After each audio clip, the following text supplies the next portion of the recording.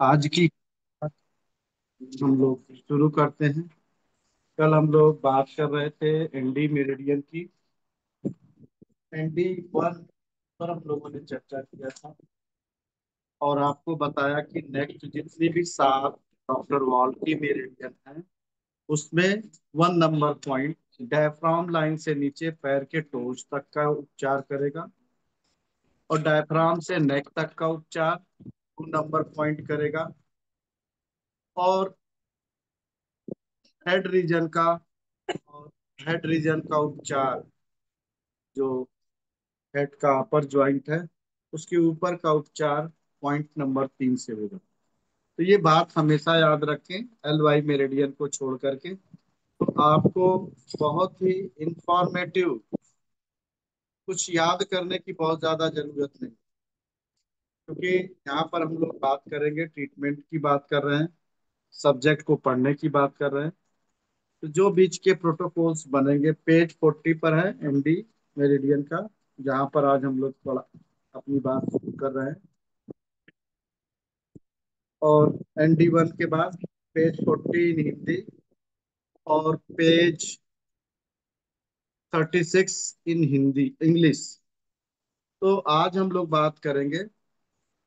तो आपने देखा कि ND one in yang division line पर इंडेक्स फिंगर में बाहर की तरफ, यानी ये रेडियल बोन है, अल्लर बोन यानी मिडिल फिंगर साइड में रूट ऑफ द नेल पर एनडी वन है, जहां से नेल निकला हुआ है ये एनडी वन है। और इसके बारे में बहुत सारी जानकारियां कल हम लोगों ने शेयर करी कि मैं उम्मीद करता हूं कि आप लोग फिर से क्लासेस को वीडियो रिकॉर्डिंग देख करके अपने को और ज्यादा अच्छा करने का प्रयास करेंगे। और एनडी वन ए ये महत्वपूर्ण पॉइंट है, एनडी वन ए, और इसकी लोकेशन बहुत खास है। एनडी वन और वन ए,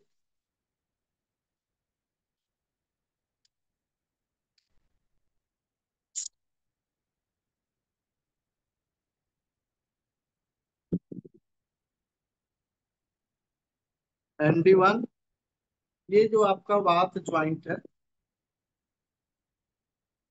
डिवीजन लाइन के ठीक नीचे जाएंगे टूवर्ड्स पाम साइड में। तो नीचे उतरते ही एनडी वन ए है।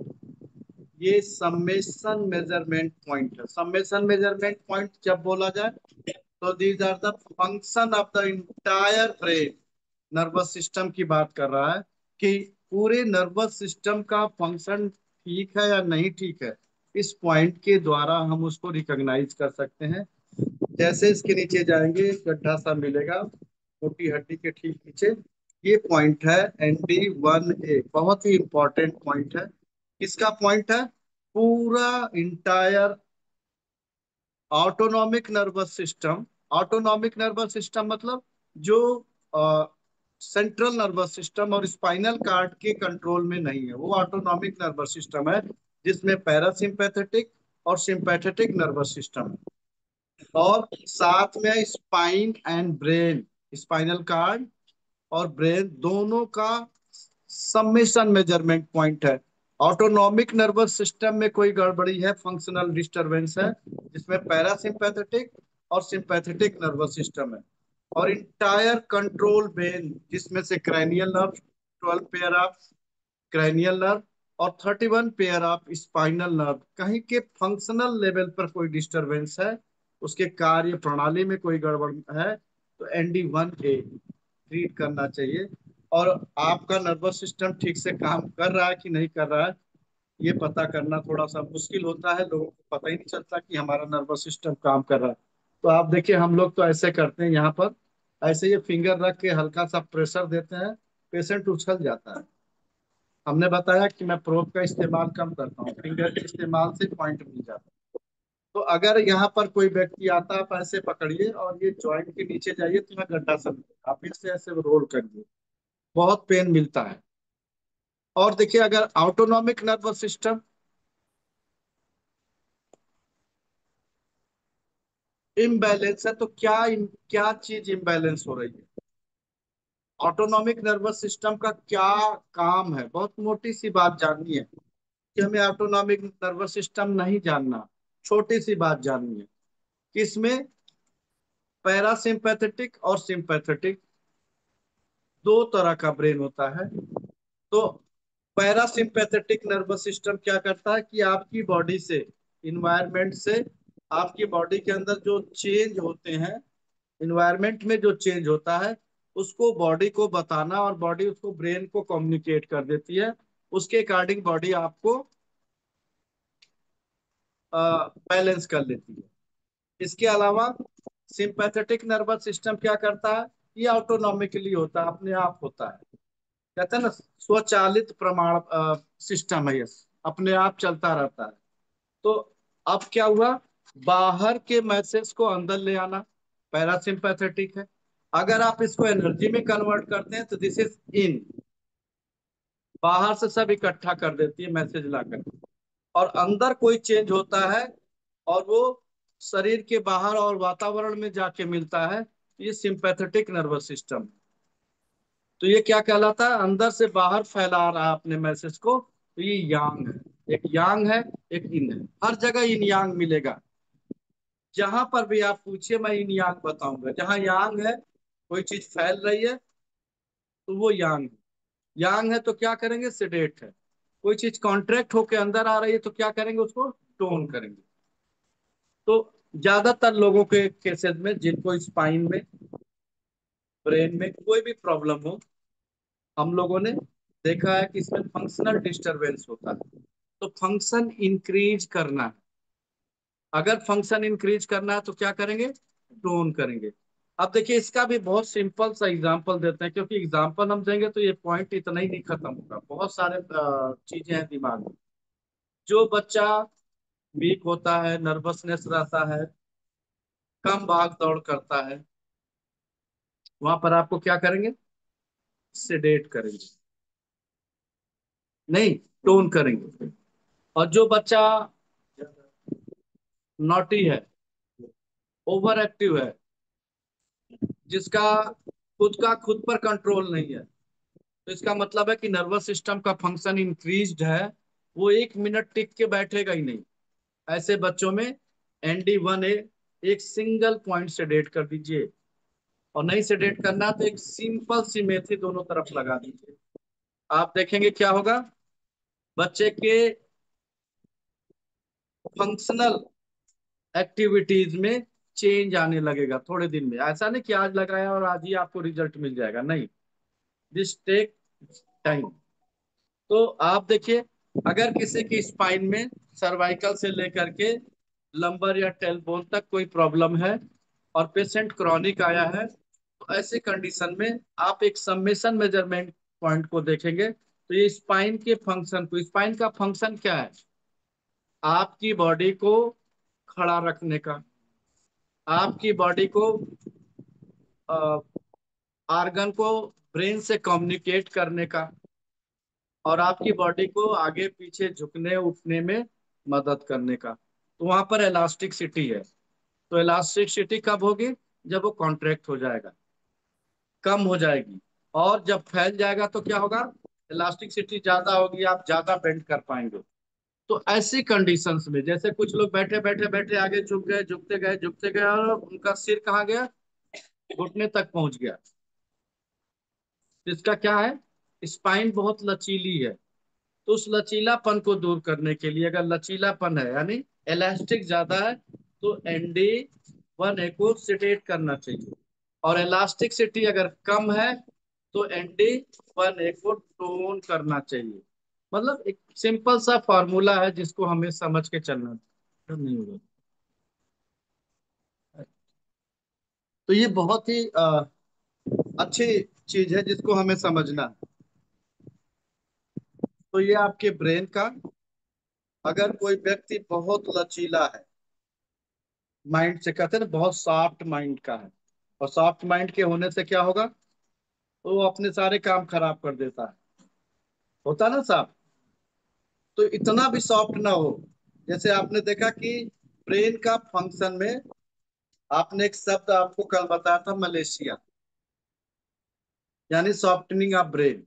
तो अगर ब्रेन का फंक्शन सॉफ्ट है, सॉफ्ट होने का मतलब क्या हो गया, उसका फंक्शन स्लो हो गया, उसका फंक्शन स्लो हो गया।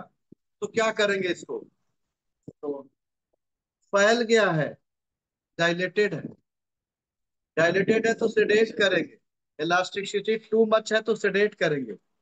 और अगर कॉन्ट्रैक्टेड है, तो अगर कॉन्ट्रैक्टेड है तो टोन करेंगे। अब देखिए एक शब्द आता है, आप सभी लोग जानते हैं कि फूड पाइप में खाना अंदर नहीं जाता, स्लो हो जाता है। तो डॉक्टर बोलते हैं कि फूड पाइप श्रिंक कर गई है या फूड पाइप डायलेट कर गई है। बहुत सिंपल सिंपल से एग्जांपल है, क्योंकि देखिए ये हमारी क्लास पठन पाठन की नहीं है, एक सिंपल इस किताब को पॉइंट्स को पढ़ाना है। तो उस हिसाब से हम आपको बहुत सारी चीजें बता रहे हैं, इसलिए बहुत स्लो क्लास चल रही है। तो अगर कॉन्ट्रैक्ट कर गई है फुट पाइप, तो क्या करना है, ND1A को टोन करना है। और अगर यही फुट पाइप डायलेट हो गई, फैल गई है ना, डायलेट कर गई, फैल गई है, फैल गई है तो क्या करना है, इसी पॉइंट को सेडेट करना है। तो ये बहुत महत्वपूर्ण चीज है, ध्यान से समझिएगा, बहुत आसानी से। फैल गई है तो क्या हो गया, यांग हो गई है, ढीली हो गई है, यांग हो गई है, मतलब अपने दायरे से बाहर चली गई, यांग हो गई, तो सेडेट करें। और कॉन्ट्रैक्ट हो गई तो क्या हो गया, कॉन्ट्रैक्शन इज इन, इन है तो टोन करेंगे, सिंपल सा। अब देखिए क्या है, इंटायर नर्वस सिस्टम का है, स्पाइन का है। तो आपकी फुट पाइप किससे रिलेटेड है, गले में सर्वाइकल से, और चेस्ट रीजन में थोरैसिक रीजन से। तो इंटायर स्पाइन का ट्रीटमेंट आप कर रहे हैं ND1A से, उसके फंक्शन का। तो ये बहुत क्लू की बातें आपको बता रहे हैं, इतनी छोटी छोटी बातें। लोग सोचते हैं अब आप टोन करें या सेडेट करें। अब क्रॉनिक है, अब उसको, अगर आपको क्रॉनिक है, फुट पाइप की प्रॉब्लम क्रॉनिक है लेकिन डाइलेटेड है, ये भी देखना कि डाइलेट है या कॉन्ट्रैक्टेड है। तो अगर कॉन्ट्रैक्टेड है तो टोन करिए, अगर डायलेट है तो सेडेट करिए। ये नहीं कि क्रॉनिक है तो, अब आपने क्रॉनिक को बताया था, क्रॉनिक है तो क्रॉनिक में भी देखना कि कॉन्ट्रैक्ट हो गई है, कॉम्पैक्ट हो गई है, या डायलेट होके फैल गई है। अगर फैल गई है तो क्या करेंगे, तो सेडेट करेंगे। क्यों सेडेट करेंगे, उसको वापस अपने टेक्सचर में लाने के लिए, फैलाव को कम करने। तो ये चीज आपको समझ के ट्रीट करना है। और स्टमक मेरिडियन में ST10A, ST10A, देखिए ये स्टमक 9 है, ये स्टमक 10 है, स्टमक 10A है, स्टमक 11 है, स्टमक 12 है। तो ST10A is also summation measurement point for parasympathetic nerve and vagus nerve, and also treat GB20। GB20 किसका समेशन मेजरमेंट पॉइंट है, सिंपैथेटिक नर्व का। GB20 जो आप यहाँ पीछे लगाते हैं कान के पीछे, GB20 सिंपैथेटिक का, ST10F पैरा सिंपैथेटिक नर्व का। और vagus nerve and vagus nerve and treat GB20 for summation measurement point for sympathetic nerve. तो जीबी आपका वेगस नर्व है, tenth cranial nerve, is largest cranial nerve, जो brain से निकल करके पैर के टोस तक जाती है, फैली हुई है।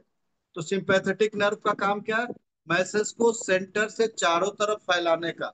तो इसीलिए सिंपैथेटिक नर्व का ट्रीटमेंट, और एज वेल एज, और as well as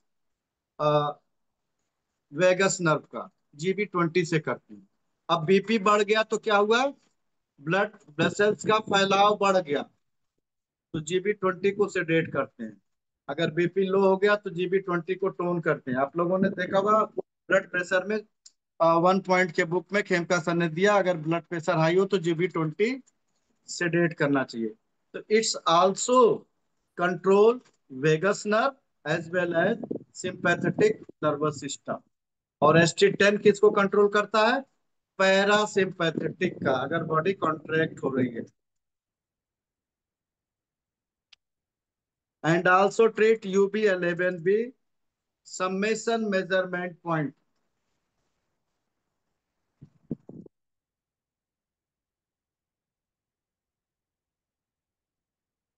also treat UB11 summation measurement point of spinal vertebral column. तो स्पाइन के वर्टिब्रल कॉलम का UB11 बोन का इन्फ्लुएंशियल पॉइंट है। तो डॉक्टर वॉल ने बताया कि UB11A 11B, तो 11B फंक्शनल पॉइंट है इंटायर वर्टिब्रल स्पाइन का। और साथ में LY12 लिम्फ मेरिडियन में आप लोगों को बताया था कि LY12 भी लिम्फ वेसल्स है स्पाइनल कार्ड का, यानी लिम्फ के फंक्शन का पॉइंट है। तो लिम्फ का काम क्या है? स्पाइन को प्रोटेक्ट करना, यानी इंटायर बॉडी को प्रोटेक्ट करना, सर्कुलेशन के द्वारा ब्लड सप्लाई करना, नरिशमेंट करना। तो ये सारा काम आपका है लिम्फ मेरिडियन का। तो इन पॉइंटों पर उपचार लेना चाहिए। तो ये बहुत ही महत्वपूर्ण, शरीर में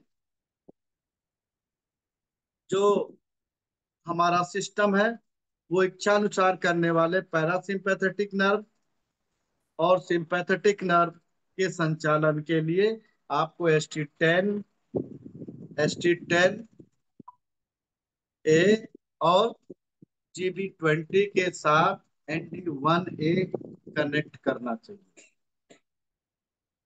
तो ये बहुत ही महत्वपूर्ण पॉइंट है। तो आपको बहुत सारा तरीके से एग्जाम्पल देकर हमने इसको बताने का प्रयास किया है। अब ये देखिए NT1A के साथ फिफ्थ ज्वाइंट की तरफ जाएंगे, तो ये जो गड्ढा सा है, गड्ढा के बाद इधर बोन ऊपर देखिए उठती है, तो जो ये गड्ढा है ये ND1B है। This is CMP point, control measurement point. यानी ये बताता है कि नर्वस सिस्टम के फंक्शन और स्ट्रक्चर में डिस्टरबेंस है। अगर ND1A प्रोमिनेंटली पेनफुल है, ज्यादा अच्छे से है, तो फंक्शनल डिस्टरबेंस है।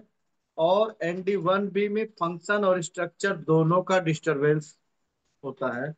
ये बहुत ही महत्वपूर्ण पॉइंट है। मैं अपने यहाँ जो हमारे यहाँ काम कर रहे हैं साथी, उनको भी बोलता हूँ कि आप डॉक्टर बॉल या YNM के पॉइंट लगाने से पहले इसकी अच्छी से स्टडी करिए, क्योंकि पॉइंट की लोकेशन में बड़ा फर्क आता है। 19-20 के फर्क से रिजल्ट स्लो या फास्ट हो सकता है। तो आप लोगों को ध्यान देना पड़ेगा। और आप सभी, ये कंट्रोल मेजरमेंट पॉइंट है स्ट्रक्चरल एंड फंक्शनल डिस्टरबेंस का।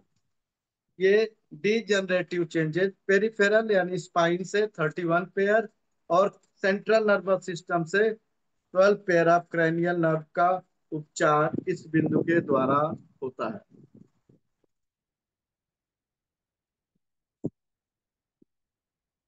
यानी ये हाथ पैर कहीं पर इस्तेमाल करिए। जैसे ND1 है, अगर ND1 का इस्तेमाल करना है तो ये पैरों के लिए। ND1A ND1B का करना तो ये हाथ पैर पूरे इंटायर नर्वस सिस्टम के लिए, sympathetic parasympathetic central nervous system और स्पाइनल का। तो अगर पैरों में ज्यादा प्रॉब्लम है तो ND1A के साथ ND1B और ND1A ट्रीटमेंट में ऐड करना चाहिए। अगर एक्यूट प्रॉब्लम है तो सेडेट कर दीजिए, और क्रॉनिक प्रॉब्लम है तो टोन कर दीजिए।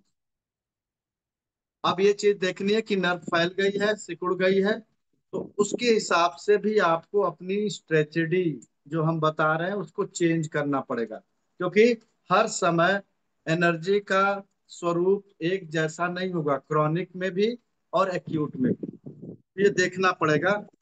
ND1B is important point.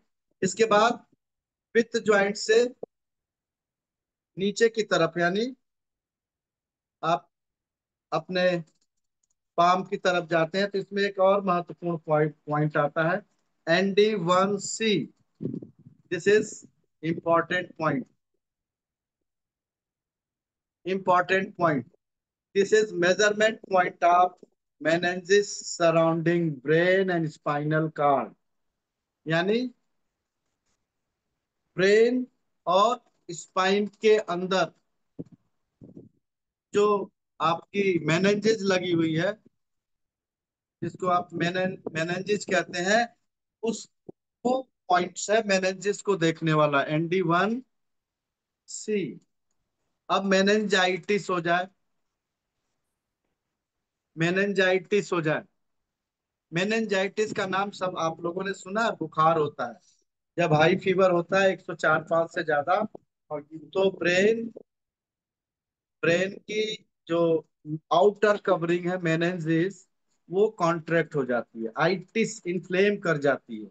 अगर इन्फ्लेमेशन है मेनेंजाइटिस में तो ND1C को क्या करना चाहिए? आइटिस है तो एक्सेस कंडीशन है, सिडेट कर दीजिए। और उसके साथ ND1B, 1D, ND1A, और साथ में ND3। ND3 क्यों? क्योंकि ब्रेन में ही इफेक्ट करती है मेनिंजाइटिस, ब्रेन और स्पाइनल कार्ड में। तो ये पॉइंट सेडेट कर दीजिए at the time of fever. और फीवर होके चुका है, प्रॉब्लम फिर भी कुछ आ रही है, तो इसी ND1C को टोन करना चाहिए। क्योंकि एक एक चीज का रीजन और रेशनल बताने के लिए बहुत टाइम चाहिए। तो आप देखिए 4 5 पॉइंट पढ़ाने में भी 2.5 3 घंटे लग रहे हैं। तो इसको आपको समझना पड़ेगा तेजी से।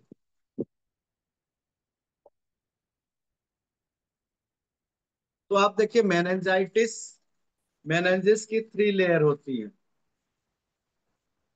टाइफाइड में नहीं ये बात हो रही है, ये बात हो रही है मेनिंजाइटिस, जब नर्व्स की वेसल्स।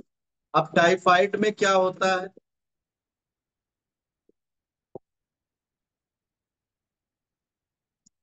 ये मेनेंजिस है, स्पाइन और ब्रेन की कवरिंग है। टाइफाइड में क्या होता है? इन्फ्लेमेशन होता है, टाइफी होती है, सोलोमेन टाइफी, जो इंटेस्टाइन की वॉल को इन्फ्लेम कर देती है। तो LISI की आवरण को, हाँ जी, इसमें आपका इंटेस्टाइन इफेक्ट कर जाता है टाइफाइड में। तो इंटेस्टाइन की मैंने कवरिंग पर जो पेरिटोनियम का पॉइंट आपको बताया था, वो पॉइंट आपको सेलेक्ट करना पड़ेगा। और अगर इन्फ्लेमेशन है तो ND1, जो डायफ्राम से नीचे सारे नर्व को ठीक करने का पॉइंट। तो इस बात को समझना पड़ेगा। तो मेनिंजाइटिस की 3 लेयर है, कौन कौन सी हैं? डूरा मैटर, पाया मैटर एंड एरेक्नॉइड मैटर। तो कौन सबसे बाहर होती है? Dura mater. और पाया मैटर सबसे नीचे, बीच में एरेक्नॉइड। 3 लेयर है, ट्रिपल लेयर है। तो पाया मैटर ब्रेन से कनेक्टेड है, और ड्यूरा मैटर स्कल से। उसके बीच में एरेक्नॉइड मैटर है, एरेक्नॉइड लेयर है।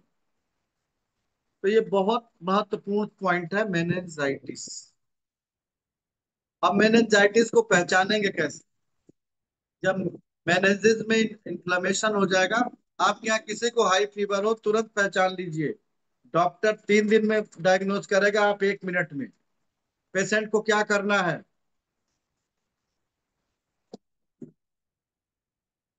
केवल एक काम करना है, जो मैं बता रहा हूँ। जी नहीं रहा तुम यहाँ?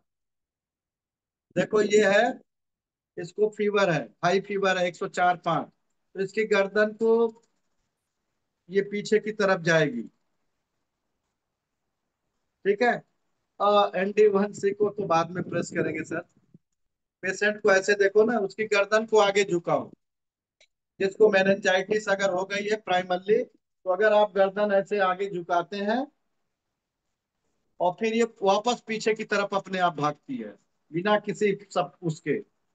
तो आप तुरंत अलर्ट हो जाइए कि दिस इज मेनिंजाइटिस। और इतनी सिंपल डायग्नोसिस है मेनिंजाइटिस। और ये मैं इसलिए बता पा रहा हूँ कि ऐसे 4-5 केसेस हमने देखे हैं मेनिंजाइटिस के। हम जाके देख रहे हैं, 15-10 दिन से फीवर आ रहा, बच्चा चल नहीं पा रहा, लड़खड़ा के गिर रहा है। तो डॉक्टर भी नहीं बता रहे कि मेनिंजाइटिस है, उन्होंने बोला सीटी स्कैन करना पड़ेगा। मैं जाके जब गर्दन चेक किया, जैसे गर्दन को आगे बढ़ाएंगे पीछे जाएगा, क्योंकि ये स्पाइनल कार्ड से जुड़ा हुआ ना, ये पूरा ब्रेन स्टेम से, तो ये ऐसे पीछे की तरफ जाएगी, इन्फ्लेम होगी तो ये खींच जाएगी इस मेनिंजेस। तो गर्दन पीछे की तरफ भागेगी, आपको आगे जाना।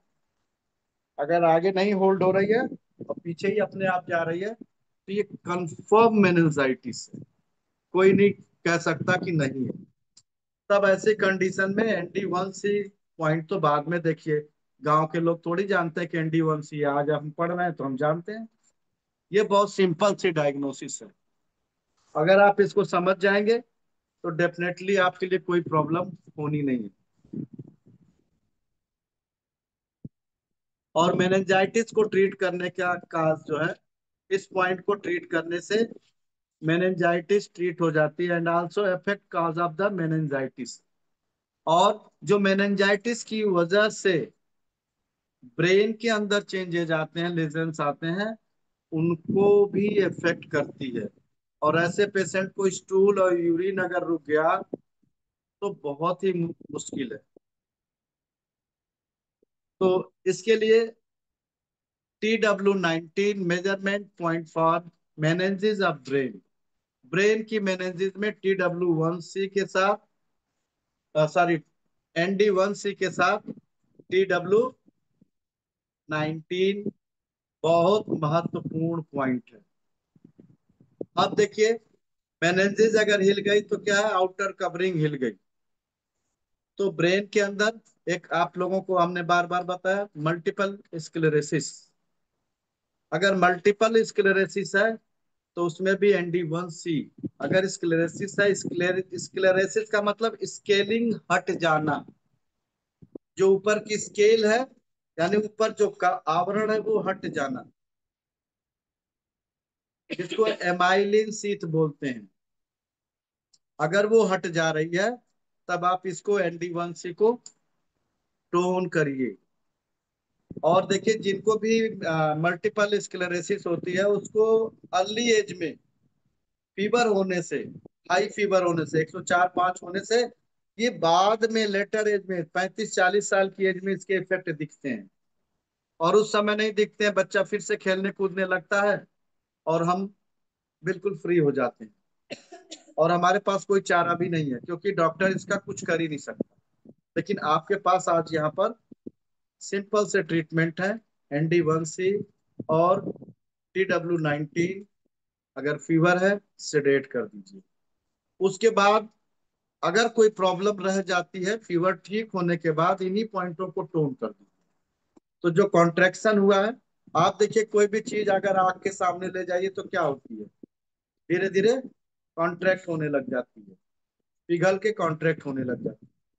तो मेनिंजेस, कोई भी कपड़ा ले जाइए आग के सामने, क्या होता है, कॉन्ट्रैक्ट होने लगता है, फैलता नहीं है कभी भी। आप देख लीजिए, कोई भी कपड़ा आग के सामने ले जाइए, यानी कवरिंग, तो वो क्या होगा, कॉन्ट्रैक्ट होने लग जाता है। तो जब फीवर हो रहा तो सेडेट करिए। उसके बाद कोई भी लेजन्स को हटाने के लिए टोन करिए। ये फार्मूला है। ND1,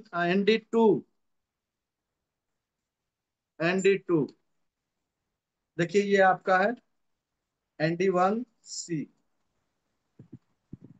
तो ये मेनेंजिस का है, pia mater, dura mater, arachnoid mater and pia mater. बहुत महत्वपूर्ण बात है, तीनों का ट्रीटमेंट इसी से होगा, ND1C से। और जब आप हड्डी के साथ यहाँ आते हैं, ये क्या है, ND2। अब 2 आ गया तो कहाँ का पॉइंट हो गया, चेस्ट से लेकर के नेक तक, उसका पॉइंट है measurement point of cervical and thoracic region, spine and peripheral nerve.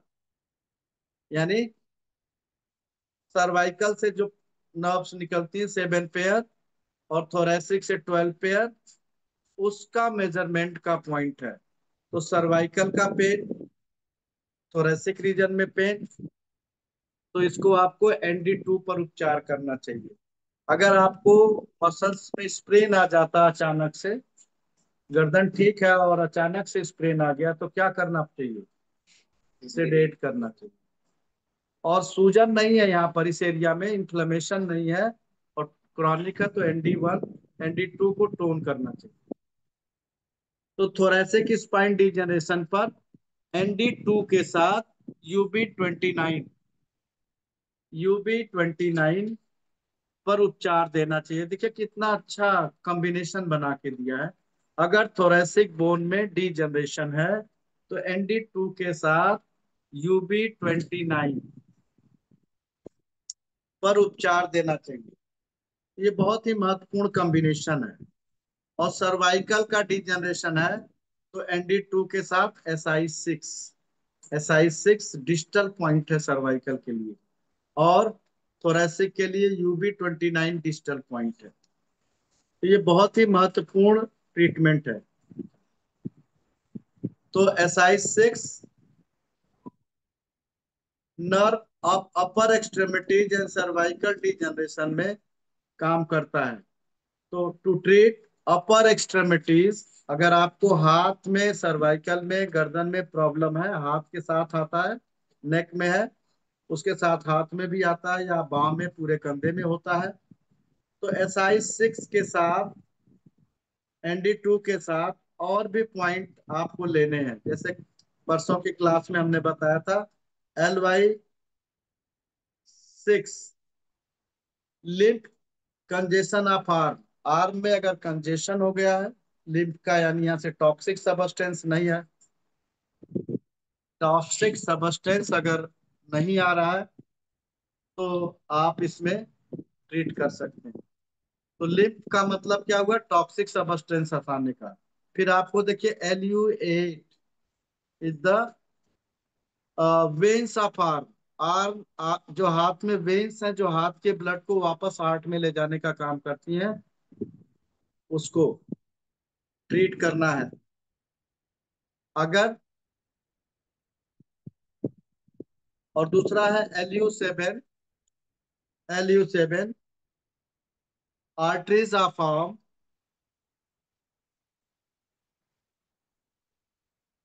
LU7 for the arteries are arm, SI7 nerves of upper extremities, SI9 musculature and tendons of especially forearm and hand। Forearm and hand का muscles का point है और tendon का point है SI9। UB11 bone system of arm. Bone system of arm ने entire body के bone system का point है UB11। इस पर आपको काम करना चाहिए एक साथ। अब देखिए कैसे पता चलेगा कि ये कंजेशन, आर्म का कंजेशन नर्वस है या ब्लड से है। अगर ब्लड सप्लाई है, ये देखिए आपका हाथ ऊपर है, आपको अच्छा लगता है, इसका मतलब है कि हाथ में नर्व और ब्लड सप्लाई ज्यादा है। हाथ में ब्लड सप्लाई ज्यादा, आपने नीचे किया, ब्लड सप्लाई बढ़ गई और पेन बढ़ गया। पेन बढ़ गया तो क्या करेंगे? ब्लड सप्लाई और नर्व सप्लाई को क्या करेंगे? सेडेट करेंगे। तो अगर हाथ नीचे करने से दर्द बढ़ता है तो ND2 के साथ इन सभी पॉइंटों को सेडेट कर, और हाथ को ऊपर करने से आराम मिल जाता है, तो इन्हीं पॉइंटों को टोन कर दीजिए। सिंपल सा फार्मूला मैं बता रहा हूँ। अच्छा, ये चीजें क्या है? ऊपर जाने से क्या है? ब्लड की सप्लाई कम आ रही, और नीचे जाने से ब्लड की सप्लाई बढ़ रही। सिंपल सी बात है। तो कुछ लोग क्या करते हैं कि जब कंधे वंधे में दर्द होता है तो बार बार हाथ को ऊपर ले जाते हैं। तो यहाँ पर जो कंजेशन है वो वापस नहीं जा रहा है, इसलिए बार बार इसको हम ऊपर करके करते हैं। तो वेरिकोज वेन्स में आप लोगों ने देखा होगा कि डॉक्टर बताते हैं कि पैर के नीचे पिलो लगा के सो, या पैर को थोड़ा ऊपर करिए, बहुत ज्यादा देर तक पैरों को नीचे ना लटकाएं। तो ये सारी बातें यहाँ पर बताई जाती हैं।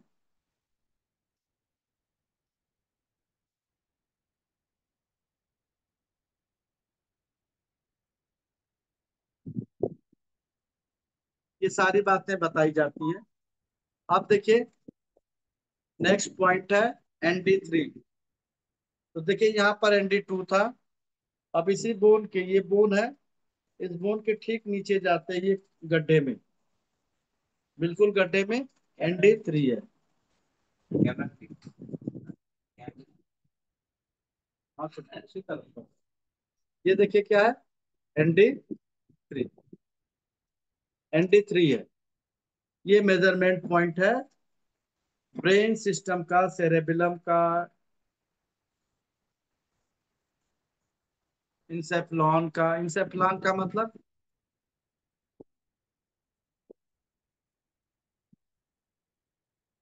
आ, इसका कोई कलर नहीं होता, अगर मैं लगा लूंगा तो क्या होगा मेरा, ब्रेन वैसे ही नहीं रुकता, फिर और रोकोगी नहीं। डाली कह रही कलर लगा के बताओ। देखो इसमें कलर का कोई रोल नहीं है।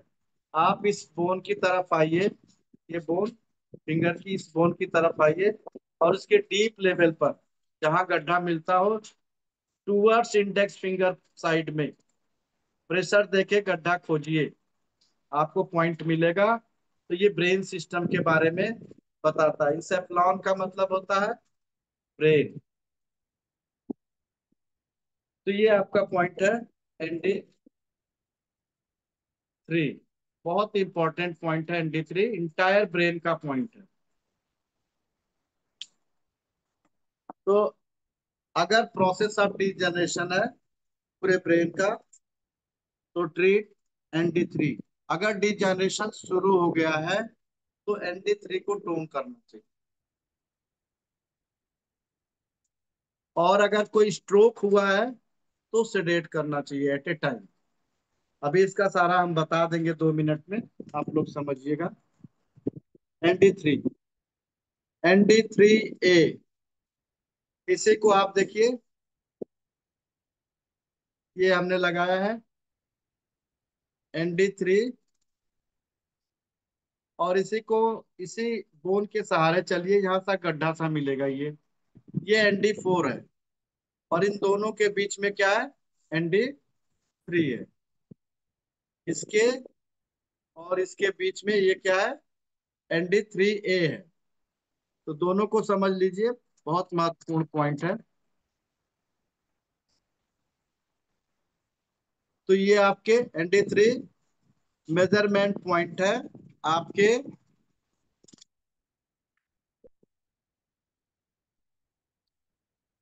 Parasympathetic ganglion of head, parasympathetic ganglion of, सिर के पैरासिम्पेथेटिक गैंग्लियन का पॉइंट है, और क्रैनियल गैंग्लियन का पॉइंट है।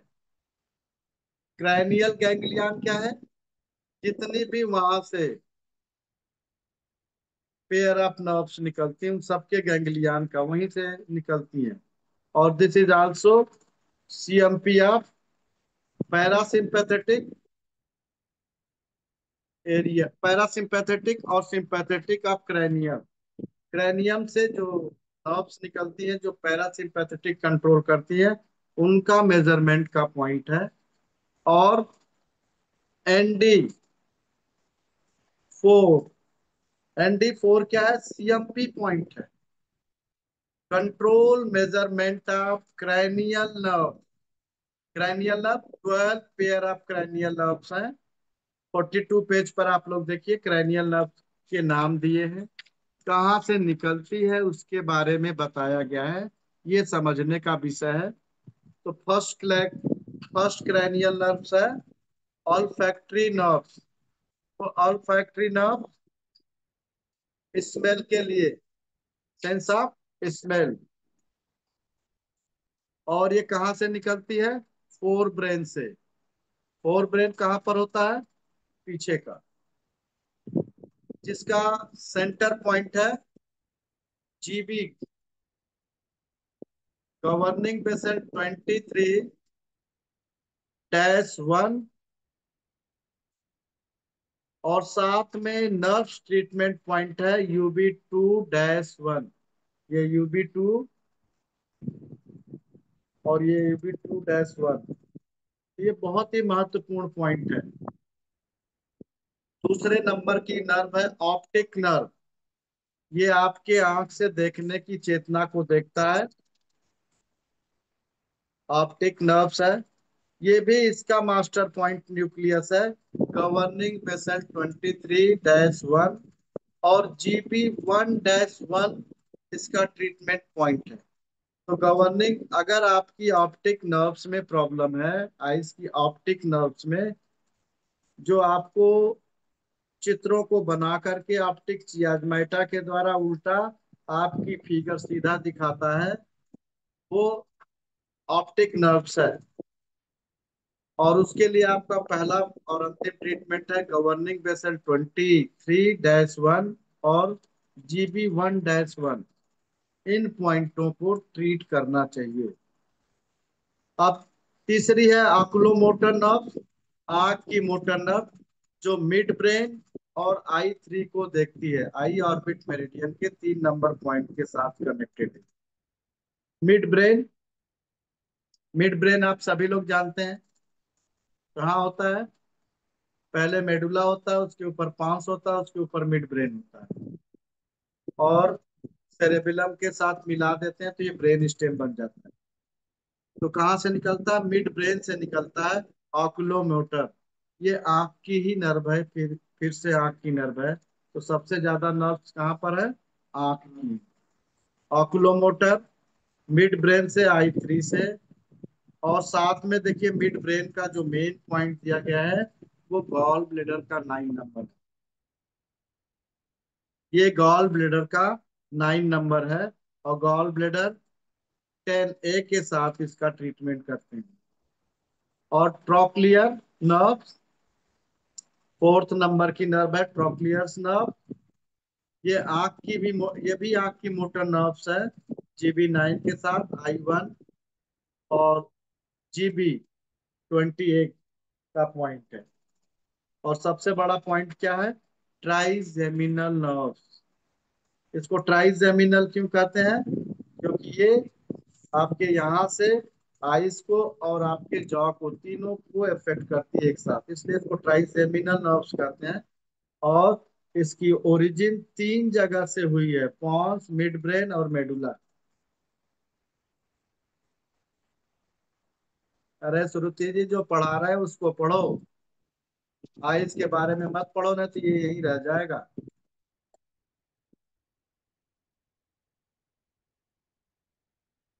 जो बता रहे हैं जहां पर जो है, अगर मैं पीछे जाके आई ऑर्बिट पढ़ाने लगूंगा तो फिर ये नहीं समझ में आएगा।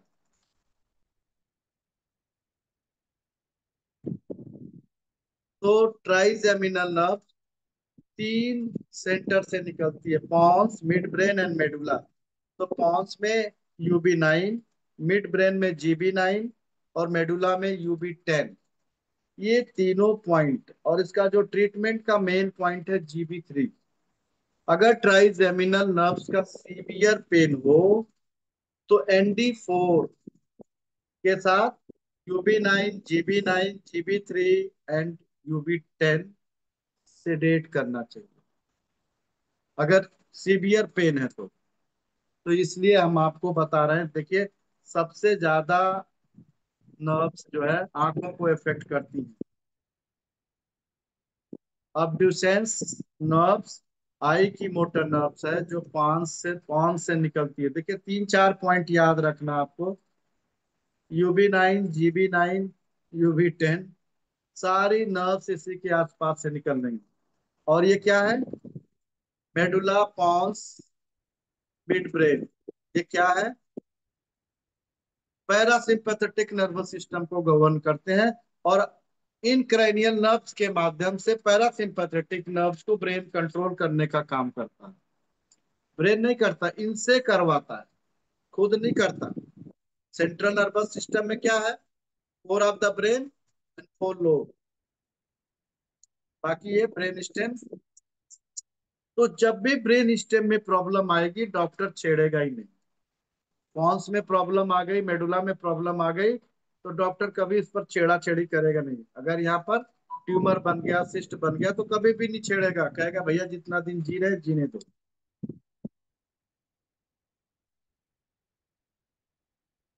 बिल्कुल ठीक होता है, मेरे पास बहुत सारे पेशेंट ठीक हुए हैं। केवल सही चीज समझनी है। ट्राइजेमिनल नर्व्स है। अगर जिस समय पेन हो रहा हो उस समय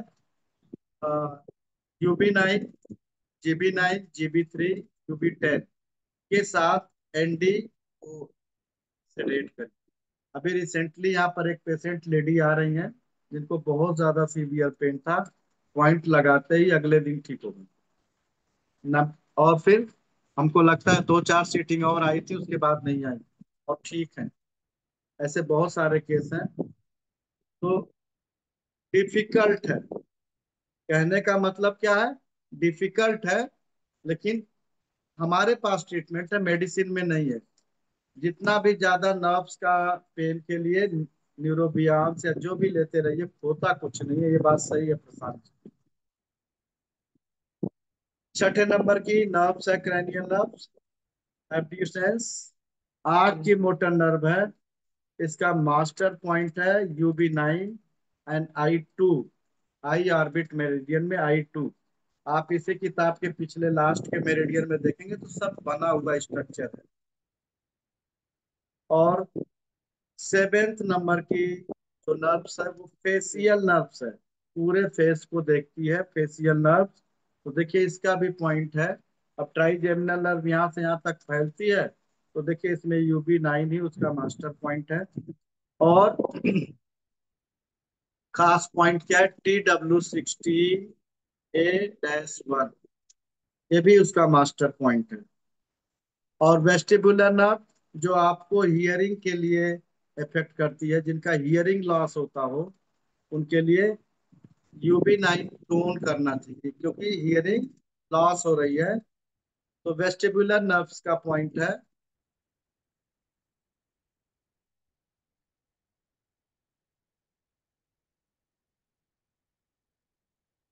वेस्ट सुनने वाली मोटर नर्व UB9 के साथ SI18 टोन करना।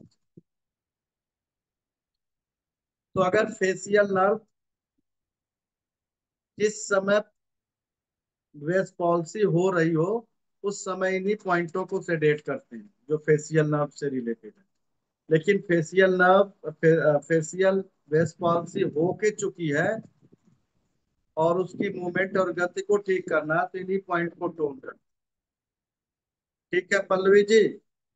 जिस समय अटैक होता है वेस पॉलिसी का, उस समय इसी पॉइंट को सेडेट करते हैं। और वैसे आप लोग काफी तेज पेशेंट है, हमारे स्टूडेंट है। हमारे पढ़ाने से पहले ही सब पहले से आगे का सवाल, बहुत अच्छा लग रहा है। और ग्लॉसोफेरिंजियन, ये आपकी टेस्ट वर्ड की नर्व्स है। UB10 के साथ TW22 इसका मास्टर पॉइंट है। टेंथ क्रैनियल नर्व जो टेंथ क्रैनियल नर्व, ये बहुत ही बड़ी है। ये मेडुला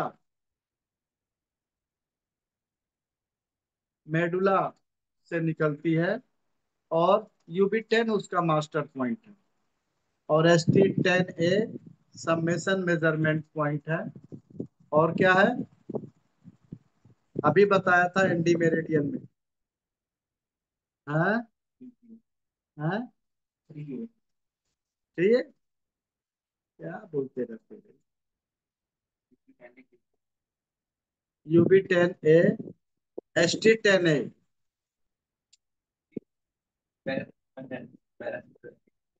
हाँ, और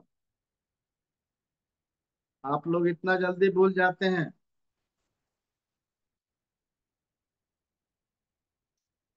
अभी आपको GB20, ST10A दोनों के बारे में बताया था डिटेल से, तो आप लोग पहले ही भूल जाते हैं, इसलिए बड़ी दिक्कत है।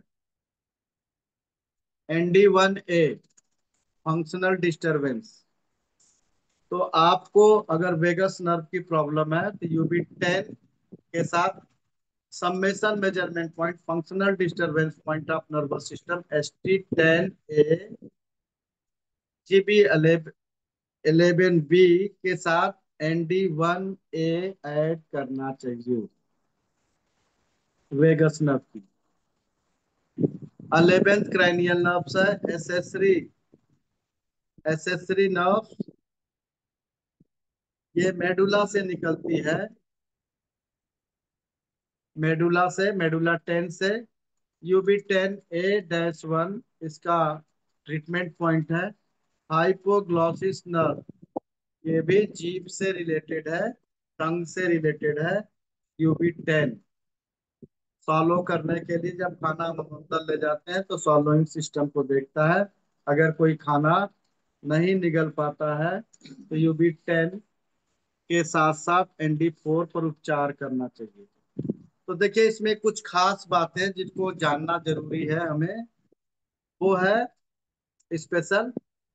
अगर पेशेंट को पैरालिसिस है, पोलियो है, एपिलेप्सी है, तो ब्रेन के अन्य बिंदुओं के उपचार के साथ ND3 3A4 पर उपचार करना चाहिए। ठीक है। तो आपको एक बहुत खास चीज बता रहे हैं कि अगर पैरालिसिस हुआ है, खास तौर से फेस का पैरालिसिस हुआ है, फेस का पैरालिसिस हुआ है, अगर फेशियल पैरालिसिस है, तो उसी तरफ एंडी मेरिडियन को, अगर पैरालिसिस हो रहा है at the time of paralysis, ND3 3A और 4 को सेडेट करना चाहिए। जिस तरफ का हो रहा है उसी तरफ हाथ में करेंगे। ध्यान से समझिएगा, ये सारी बात अभी मैं 2 मिनट में आपको क्लियर करता हूँ। और फेस का पैरालिसिस होके चुका है तो ये क्या करना है, तो इसी पॉइंट को ND3 3A 4 को टोन करना चाहिए। नोट कर लीजिए, फेशियल पैरालिसिस है तो सेम साइड में ट्रीटमेंट देंगे। अगर पैरालिसिस जिस तरफ क्लॉट पड़ा है उसी तरफ उपचार देना चाहिए।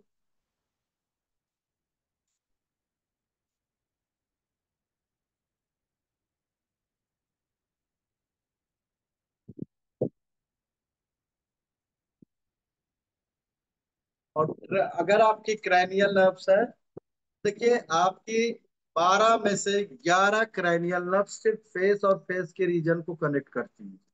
तो क्रैनियल नर्व्स की प्रॉब्लम अगर है तो सेम साइड में उपचार करेंगे। नोट कर लीजिए ये बात।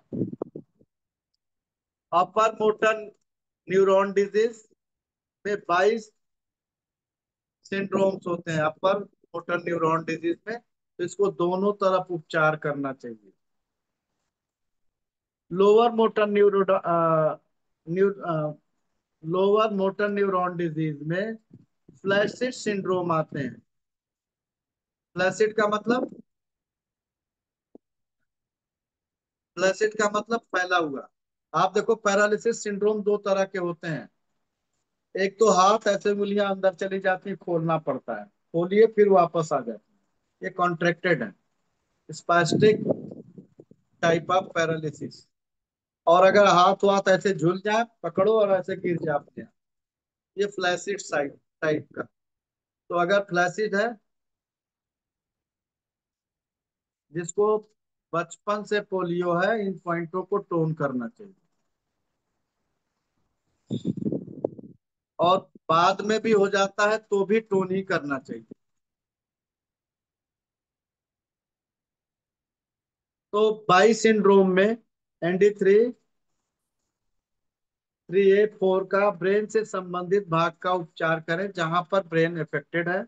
और साथ में फेस के अलावा अगर बॉडी में पैरालिसिस है, एक हाथ का या एक पैर का, है ना, क्वाड्रिप्लेजिया, पैराप्लेजिया, तो जिस तरह का है, अगर शरीर में है तो उसके अपोजिट उपचार करें। यानी लेफ्ट ब्रेन यानी right brain control left side of the body और left brain control right side of the body. तो अगर पैरालिसिस हुआ है लेफ्ट साइड में, हमारे लेफ्ट साइड में पैरालिसिस अगर होता है तो ये इंडिकेट करता है कि राइट साइड ब्रेन अफेक्टेड, तो राइट साइड में ट्रीटमेंट करना चाहिए। और दूसरा, अगर लेफ्ट साइड में पैरालिसिस हुआ, फेस का नहीं, फेस को छोड़ दीजिए, फेस का जिस तरफ है उसी तरफ हो, लेकिन बॉडी के फंक्शन में ब्रेन अपोजिट तरीके से काम करता है। तो अगर आपके हमारे राइट साइड में बॉडी में पैरालिसिस है तो लेफ्ट साइड का ब्रेन अफेक्टेड है, तो लेफ्ट साइड में उपचार करना। तो ये आपको ध्यान रखना पड़ेगा, पैरालिसिस किधर है उसके अपोजिट साइड में उपचार करना चाहिए। और फेशियल पैरालिसिस है तो सेम साइड में करना चाहिए। फ्लैसिस सिंड्रोम में मुख्य रूप से स्पाइनल कार्ड पर उपचार देना चाहिए, इंटायर स्पाइन पर देना चाहिए। अब देखिए फ्लैसिड है तो क्या है, बॉडी ढीली हो गई, तो उसको आपको टोन करना है, एनर्जी देनी है लिफ्ट करने के लिए। अगर स्पास्टिक है तो इसी पॉइंट को सेडेट करना है, उसको खोलने के लिए। सिंपल सा फार्मूला हमने आपको बताया है। और इतनी बात आज एंडी मेरिडियन में हम लोग कर रहे हैं। नेक्स्ट मेरिडियन है allergy D generation meridian.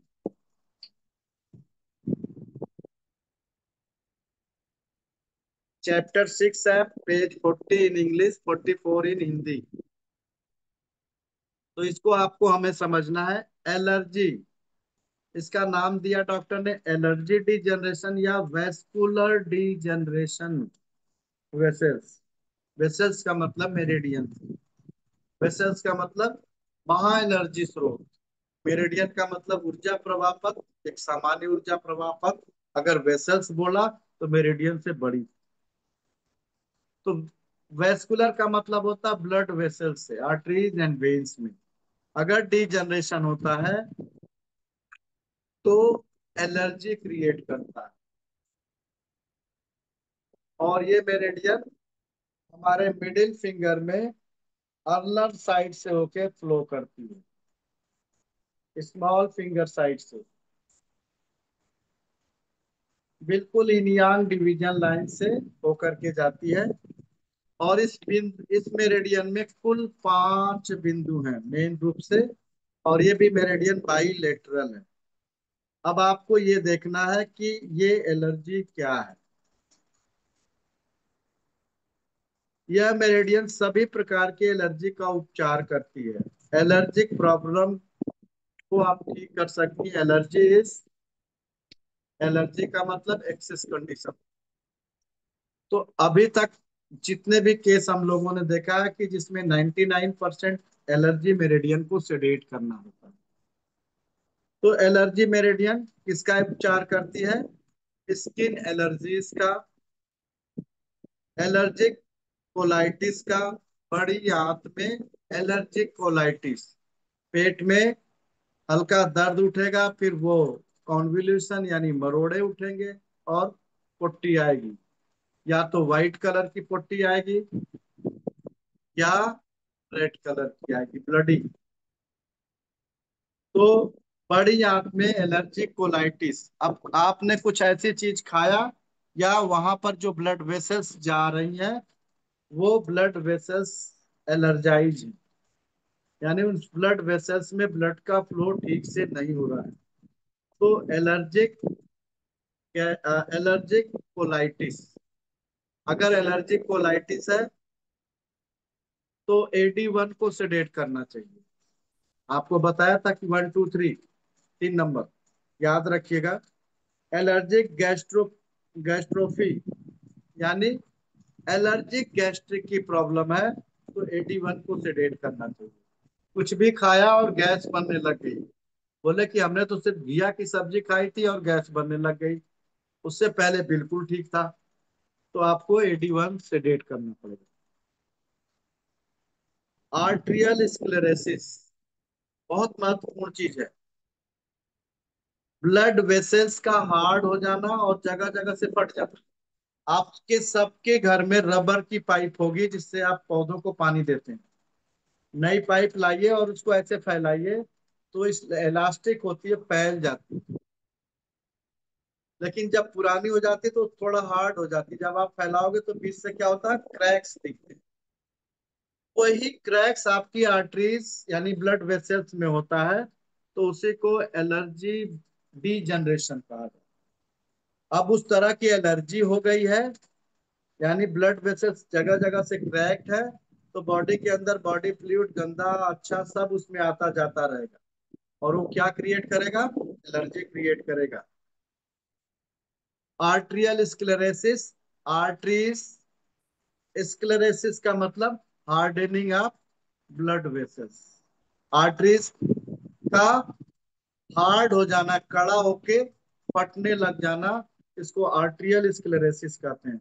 Allergic asthma, आप डस्ट में गए या स्मोक में गए, कहीं धुआं चल रहा है, किसी गाड़ी से धुआं निकल रहा है, या कहीं आग जल रही वहां धुआं निकल रहा है, आपको खांसी आने लगी, डस्ट एलर्जी।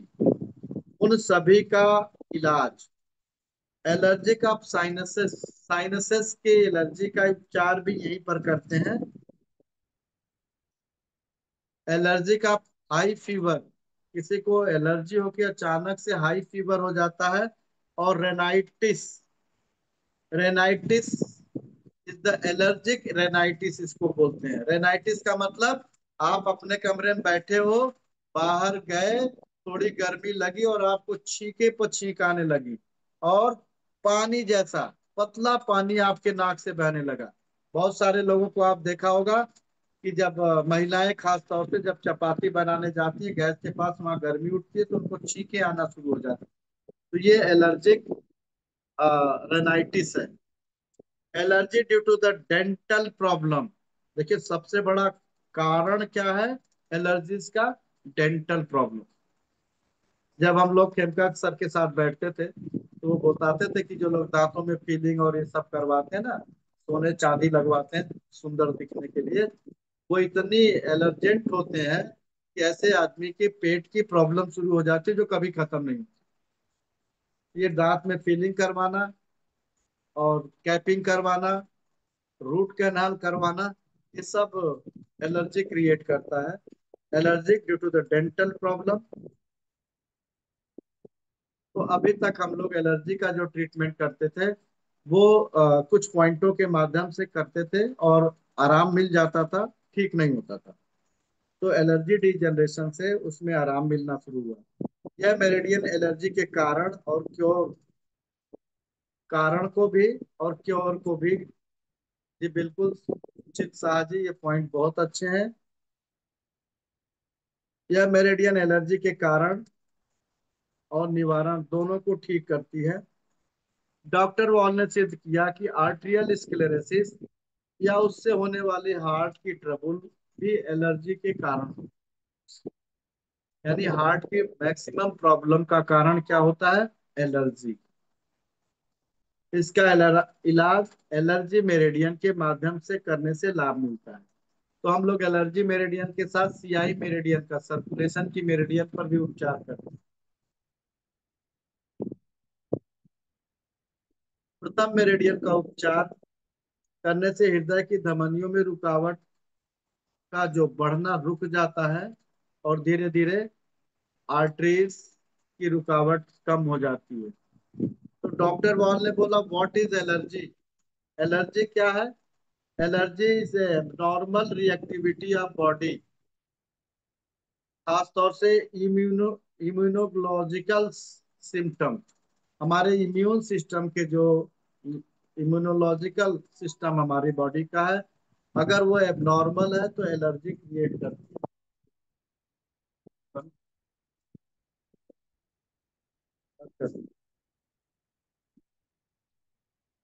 तो ये एलर्जी का काम करता है। और ये क्या करता है, ये एलर्जी काज वेस्कुलर डिजनरेशन। तो ये एबनॉर्मल एक्टिविटीज रिएक्टिविटी अगर होती है तो धीरे धीरे ब्लड वेसल्स को डिजनरेट करने लगता है। Why the name is this is meridian is allergy या वेस्कुलर डिजनरेशन, इसी वजह से हमारे इस मेरिडियन का नाम एलर्जी मेरिडियन रखा है, और जिसकी वजह से हमारी ब्लड वेसल्स रक्त वाहिनियों का डिजनरेशन होने लगता है। What are the cause of allergies, देखिएगा अभी कितनी चीजें आप लोगों को पता चलेगी, बहुत सारे लोगों ने पढ़ा भी होगा, इसमें कोई डाउट नहीं है। क्योंकि जिसने भी किताब पढ़ी है उसको मालूम है। न्यूट्रिटिव एलर्जी, न्यूट्रिशन से एलर्जी, पाचन की allergy are caused by excess consumption of strawberries, pineapples, tomatoes. आजकल देखिए टमाटोज हर सब्जी की ग्रेवी में दबा के पड़ता है। टमाटर महंगा हो जाता है तो गृहणियां परेशान हो जाती हैं।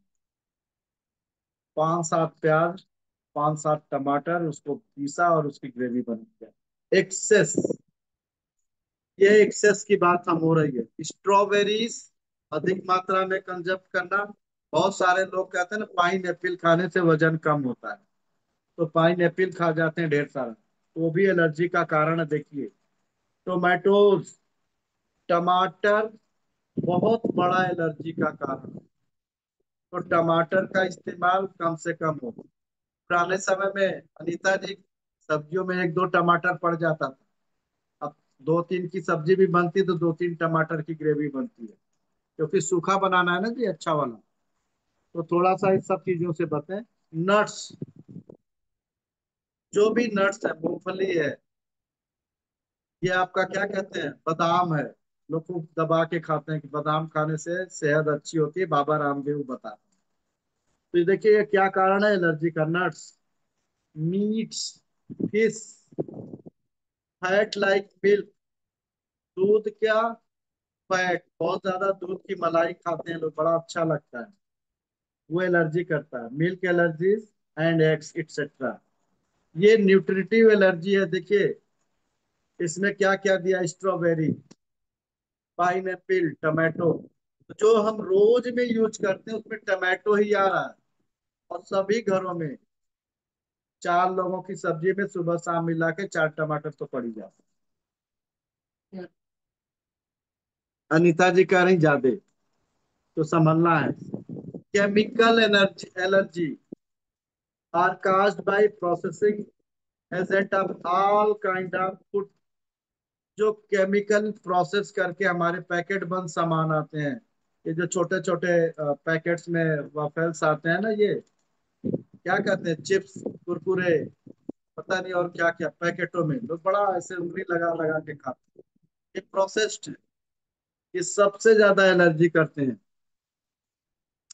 Chemical treat carbohydrate like grains, rice, potatoes, vegetables, fruit juices, fruits, ये जो पैक होकर के आते हैं ग्रेन्स, इसीलिए बार बार कह रहे हैं पैकेट बंद चीजें बंद कर दीजिए।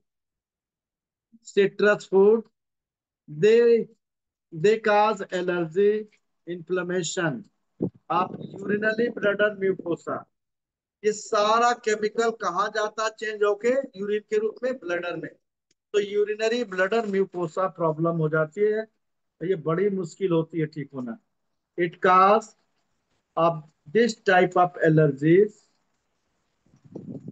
may be insecticide, herbicide. Insecticide का मतलब भाई खाइए, यूज करिए, कम मात्रा में करिए, टमाटर कम मात्रा में यूज करें।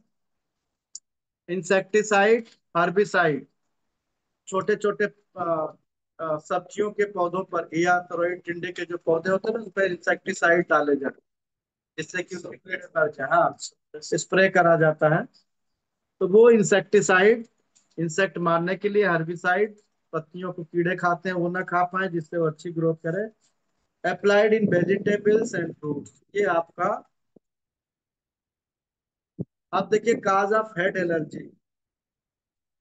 हेड एलर्जी में सबसे बड़ा काज क्या है, कॉस्मेटिक्स।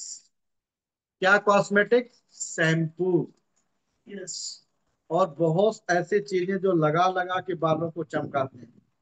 हमारे पुराने समय में लोग क्या लगाते थे, बेसन, बेसन, दूध, मुल्तानी मिट्टी, छाछ, छाछ, ये नेचुरल ग्रेडियंट लगाते थे जिसमें कॉस्मेटिक्स नहीं होते थे। और अब क्या है कि जितना अच्छा कॉस्मेटिक्स, जिसमें जितना झाग आएगा उसमें उतना ज्यादा केमिकल। नेचुरल चीज में झाग नहीं आता। तो आप लोगों को ये बात समझनी है। और देखिए क्या लिखा है, हेयर डाइस, जो हम बालों को काला करते हैं, सभी कर रहे हैं, ये बहुत नुकसान पहुंचाती है। शैम्पू, जो बालों की शैम्पू लगाते हैं, हेयर लोशन, बहुत सारे लोग नहा के हेयर लोशन लगा के बाल चिपका लेते हैं। हेयर लोशन, स्प्रे, बालों पर स्प्रे स्प्रे लगाना।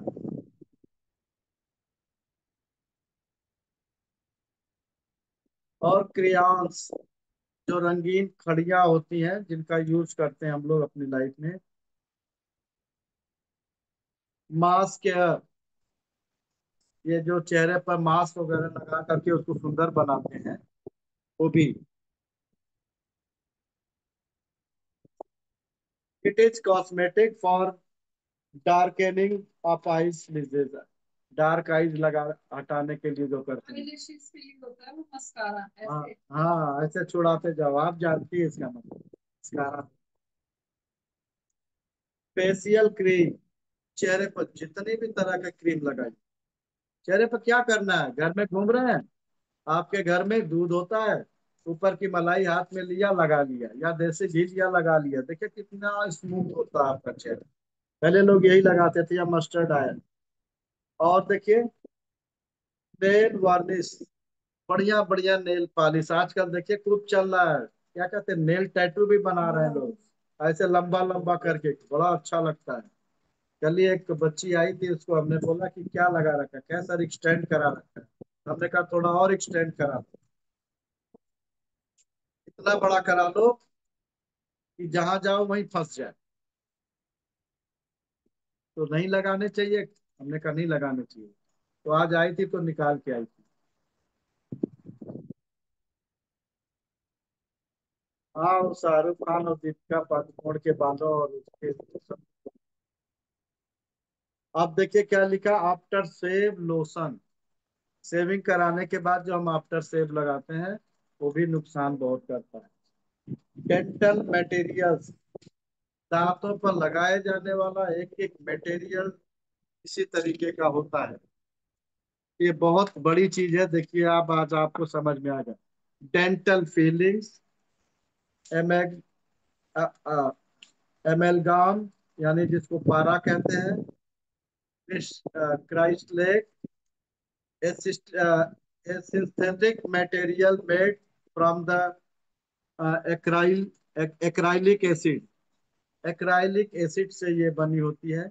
और हम लोग प्लास्टिक का यूज करते हैं, पॉलिस्टर का यूज करते हैं, ये सब कुछ हमें एलर्जी क्रिएट करते हैं। Cause of allergies in oral cavity, आपके मुख गुहा में जो करती है, डेंटल मटेरियल इज इम्पोर्टेंट।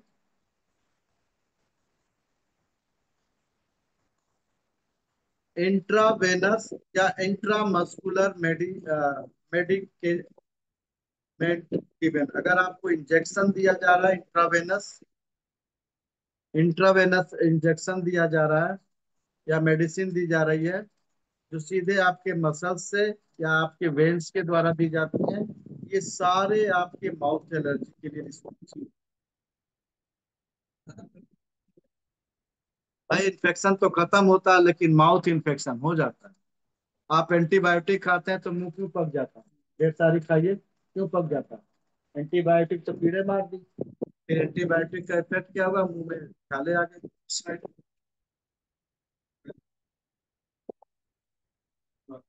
हाँ बने आपने, हाँ बिल्कुल इम्प्लांट करते ही, वो भी सब सब कुछ। पहले तो दांत किसी के खराब नहीं होते थे, तो सबसे पहले आप अपना घर का केमिकल पेस्ट ही हटा दीजिए। तो क्या करिए, दातून करिए। तो दातून मिलेगा नहीं तो टूथ पाउडर करिए, आधी बीमारी समाप्त हो जाएगी। पुराने समय में हल्दी तेल नमक का मसाज करते थे। तो वापस हमें अपने पुराने चीजों पर आना पड़ेगा।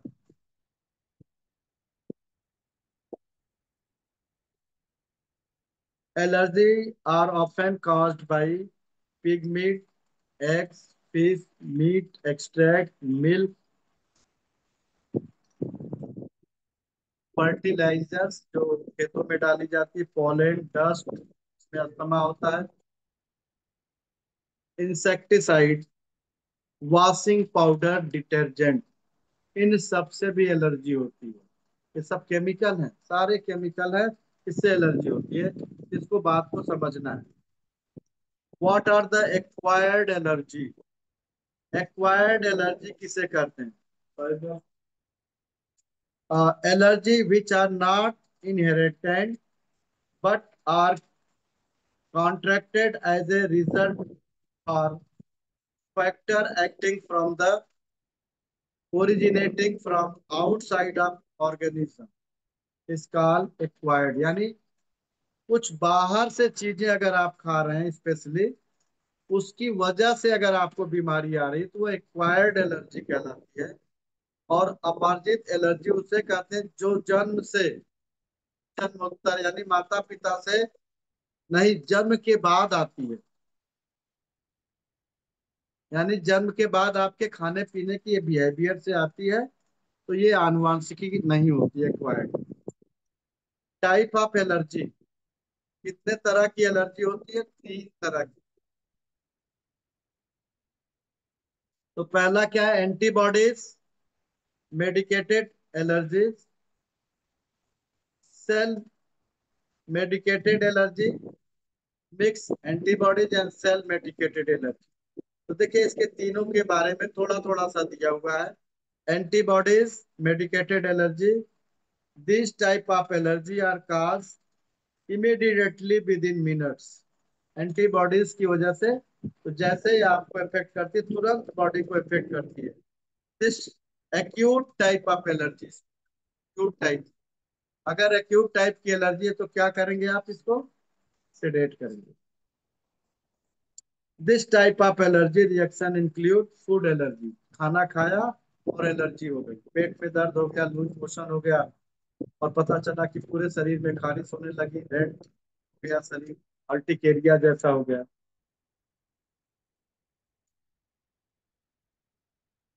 चाइल्डहुड एंजाइम, वो बच्चे जिनको बचपन में एंजाइम मिल्क को पचाने के लिए होता है, उसके द्वारा होता है। दूसरा है हाई फीवर, पोलन ग्रेन, और फीवर के द्वारा अगस्त सितंबर में घास फूस सड़ने के, अगस्त सितंबर में क्या होता है? बारिश की वजह से जो घास फूस सड़ जाती है उसके द्वारा, सड़ने की वजह से एलर्जी होती है। जिससे आंख नाक से सेक्रीशन आने लगता है, आंख से पानी आने लगता है। लोग कहते हैं आंख से कीचड़ आ रहा है, नाक से पानी आने लगता है, कफ निकलने लगता है। ये ये एक्सटेंसिक अस्थमा या एलर्जिक अस्थमा होता है, जो अभी पॉइंट दिखा रहे थे के लिए, एलर्जिक सांस से रिलेटेड प्रॉब्लम। तो following are effect due to the antibodies medicine allergy. Allergic reaction cause vasodilation. अब इस एलर्जिक रिएक्शन से क्या होगा? आपकी ब्लड वेसल्स, वेसोडाइलेशन का मतलब ब्लड वेसल्स फैल जाती हैं। तो जब फैल जाती है तो उसमें ब्लड का फ्लो स्लो हो जाता है, and leading to skin allergy. तो स्किन पर एलर्जी शुरू हो जाती है। ब्लड वेसल्स फैल गई तो उसमें फ्लो कम हो जाता है। Allergic reaction cause increase permeability of small blood vessels leading to either to local swelling, यानी वहां की एरिया का लोकल स्वेलिंग कर देते हैं, या increase secretion of mucus membrane. Mucus membrane से बहुत सारा सेक्रीशन होने लगता पानी जैसा। एलर्जिक रिएक्शन का smooth muscle contraction leading to either difficulty in breathing और डिस्टरबेंस ऑफ इंटेस्टाइनल फंक्शन। तो देखिए किस किस तरह का एलर्जिक एंटीबॉडीज बनने से हो रहा है, ये देखिए आप। Administration of medicine like penicillin by injection cause generalise whole body vasodilation leading to severe hypotension या and contraction of smooth muscles respectively, respiratory tract cause acute breathing difficulty। जैसे आपका एक पेंसिलिन इंजेक्शन होता है, तो उसको अगर इंजेक्ट करते हैं तो जो vasodilation lead to severe hypertense and contraction, या तो एकदम से फैल जाती है या एकदम कॉन्ट्रैक्ट हो जाती है, जिससे आपको अस्थमा की शिकायत हो जाती है। तो दोनों, अगर लंग्स डायलेटेड है, फैले हुए हैं, तो आप सांस लेंगे पूरा लंग्स नहीं भरेगा। अगर लंग्स कॉन्ट्रैक्टेड है, उसकी वॉल मोटी हो गई है, डायलेट होने की वजह हार्ड हो गई है, तो आप सांस लोगे, सांस अंदर नहीं जाएगा, दोनों ही condition. When unmatched blood administrated, अगर बिना मैच किया हुआ ब्लड आपको दिया जाता है, तो at time it cause inflammation and local damage like glomerulonephritis, अचानक से किडनी फेल हो जाना, inflammation in nephron and rheumatoid arthritis, blood चढ़ाने से रूमेटॉइड अर्थराइटिस, ये दोनों क्या हो गई, ऑटो इम्यून टाइप की डिजीज, नॉन क्यूरेबल डिजीज है रूमेटॉइड आर फैक्टर। दूसरा है cell medicated reaction. These allergy reaction appear over a period of 24 या 48 hours. Intracellular microbes may cause tuberculosis, measles, mumps, smallpox vaccination may cause smallpox. Some metals and chemicals combined with the protein of the skin and may cause allergic reaction. दूसरा है mix type का allergy, जिसमें cell और acute दोनों तरह की problem होती है। Self antigen of thyroid, it may cause Hashimoto thyroidism. आप देखिए, और क्या है, self antigen in stomach may cause Addison and pernicious anaemia, additional pernicious anaemia. तो ये मिक्स टाइप की एलर्जी है, pernicious anaemia. Self antigen in cortex adrenal gland cause Addison disease, thyroid की वजह से हॉशिमोटो डिजीज होती है, एडिशन के द्वारा एडिशन डिजीज होती है। सेल्फ एंटीजन इन पैंक्रियास काज टाइप 1 डायबिटीज, छोटे बच्चों में या किसी में एकदम से हो जाती है, बिना इंसुलिन के कंट्रोल नहीं होती, टाइप 1 टाइप 2 दो तरह की। तो सेल्फ एंटीजन इन पैंक्रियास, पैंक्रियास के अंदर इस तरह का सेल्फ एंटीजन हो जाता है, it may cause type 1 diabetes mellitus. Self antigen in joint with synovial membrane cause rheumatoid. देखिए मिक्स टाइप की है। अब ये जितनी भी मिक्स टाइप की हो गई एलर्जी, सब ऑटो इम्यून डिजीज है, नॉन क्योरेबल डिजीज। तो देखिए ये बहुत सारी बातें दी है। हाई फीवर आप लोग पढ़िएगा, क्या क्या कारण है ये आप लोग देखिएगा। एलर्जिक अस्थमा है या एटोपिक अस्थमा है, इसके बारे में सारा दिया हुआ है, आप पढ़ लीजिएगा। एलर्जिक एल्वेलाइटिस, यानी लंग्स के सारी पंखुड़ियां जहाँ पर ऑक्सीजन एक्सचेंज होता है वो बंद हो जाती है, वहां फफूंदी लग जाती है। बर्ड एंडल्स ऑफ लंग्स, लंग्स की डिजीज है। और रोमेटाइड अर्थराइटिस है, उसके बारे में बताया गया है। तो कल हम लोग एडी मेरिडियन को डिटेल से पढ़ेंगे। आप सभी को जुड़ने के लिए बहुत बहुत धन्यवाद।